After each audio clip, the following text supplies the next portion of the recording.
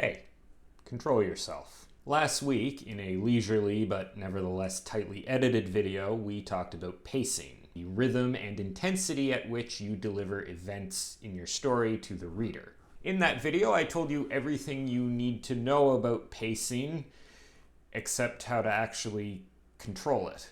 I did that mainly because that's what I wanted to talk about today. And if I talked about it last week, we wouldn't have had anything to talk about this week. I mentioned last week that fast-paced isn't always a good thing. It is much more important that a story move at an appropriate pace for a given scene or section, or even an entire story, than it is to simply be moving at a heightened pace all the time. Knowing how to control your pacing is much more important than just knowing how to write something that's fast-paced. Mastering pacing means understanding how different parts of your writing can work to speed things up or slow them down. So let's talk about a few different areas of writing and how they affect pacing and how you can write things differently in order to speed up your pacing or slow it down. Let's start with the building block of all writing, the sentence. No, wait, in the sentence video I decided that the sentence wasn't actually the building block. Anyway, let's start with sentences. The most granular control you have with your pacing is varying the length, cadence, and content of your sentences in order to create different pacing effects. Having short, choppy sentences will tend to speed up the pacing, especially if they describe a lot of action going on. Short sentences tend to omit descriptions or dependent clauses in favor of getting right to the point, so it makes sense that they would tend to lead to writing that is faster paced.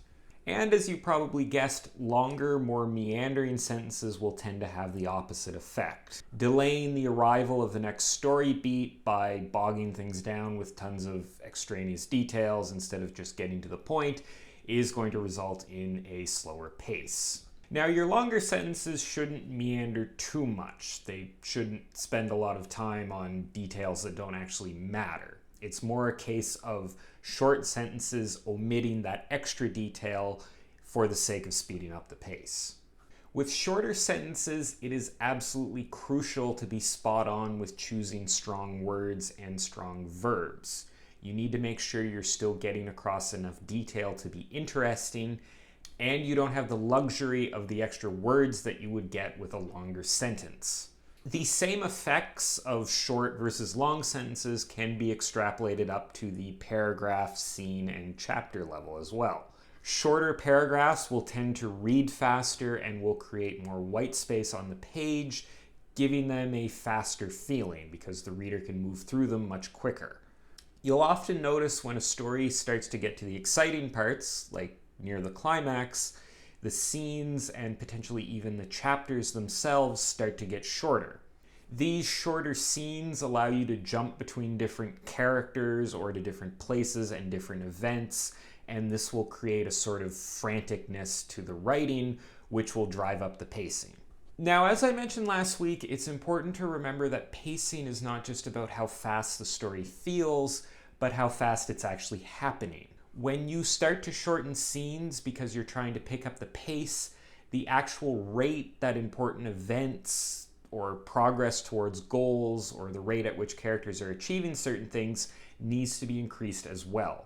Having a lot of abruptly ended scenes or jumping rapidly between viewpoints without a lot of actual events or meaningful actions happening is going to make the story feel choppy and tiring instead of quick and suspenseful.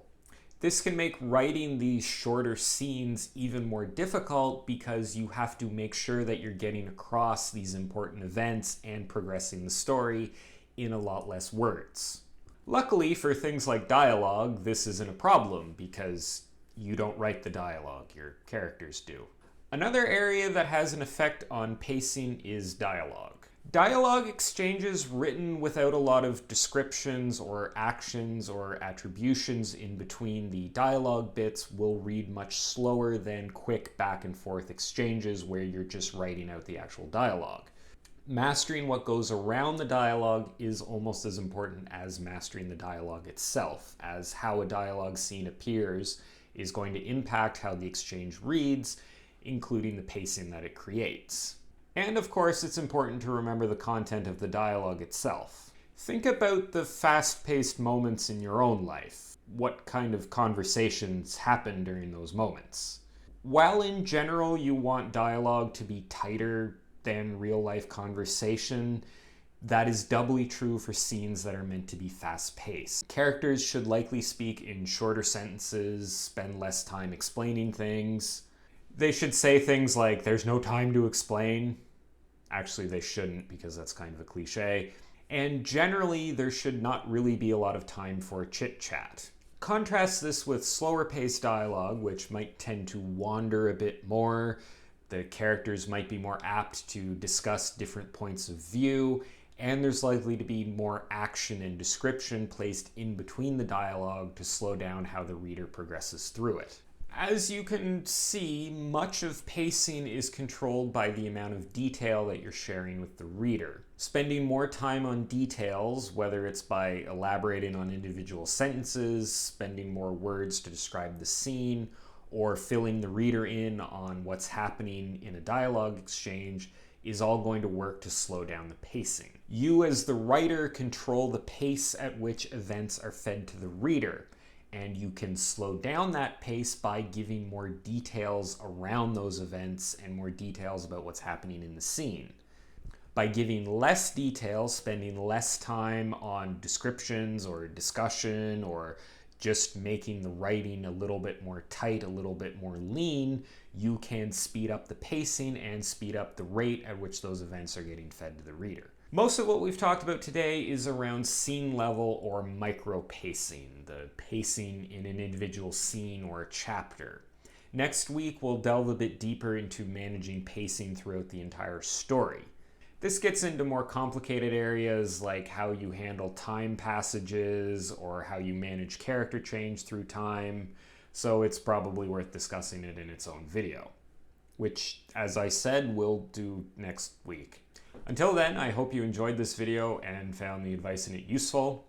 Please check out all my other writing advice related videos and subscribe to my channel if you want to. I post new videos every Wednesday. Thanks for watching, and I hope to see you again soon. Is that what I usually say?